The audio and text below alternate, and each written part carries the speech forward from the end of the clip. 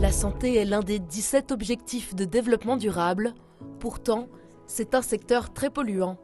À l'échelle mondiale, il représente 5% du total des émissions. Certaines organisations médicales prennent conscience aujourd'hui du problème. Pour les soutenir, il y a l'association Climate Action Accelerator. Vous accompagnez des organisations actives dans différents domaines, dont celui de la santé, qui nous intéresse aujourd'hui. Dans ce domaine en particulier, quels sont les postes qui polluent le plus ? Ce qu'on appelle la chaîne d'approvisionnement, donc tous les matériels médicaux, les médicaments, les achats. Ça fait souvent entre 50% 70% des émissions du secteur. Tout ce qui est de l'ordre des transports, donc les flottes de véhicules, les ambulances, etc. Mais aussi la manière dont les personnes se déplacent vers l'hôpital et les centres de santé. Enfin, on va avoir toute la partie des infrastructures, donc énergie et bâtiments. Il faut ensuite trouver des moyens de limiter les émissions carbone. Ça, c'est le travail du pôle solutions.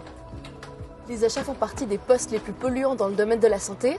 En général, quand une organisation vous contacte, quels sont les premiers pas, les premiers éléments que vous leur proposez de faire dans ce poste-là ? Les solutions que nous on propose, c'est déjà identifier les produits clés. Quels sont vraiment les produits qui sont achetés avec l'impact le plus important, à la fois pour la partie carbone, à la fois pour la partie déchets.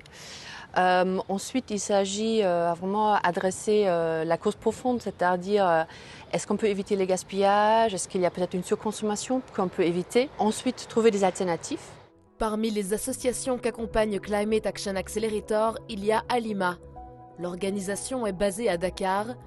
Elle a notamment décidé de s'attaquer à la décarbonation de ses infrastructures. On a la chance de travailler dans des pays, surtout dans la zone sahélienne, où il y a un potentiel d'ensoleillement extrêmement fort. L'énergie solaire est vraiment une réponse très concrète à des besoins très, très opérationnels en termes d'autonomie énergétique, en termes de coûts également. Pour réduire de moitié d'ici à 2030 les émissions carbone, Climate Action Accelerator rédige une feuille de route avec l'organisation qu'elle accompagne. Une démarche appréciée par les ONG.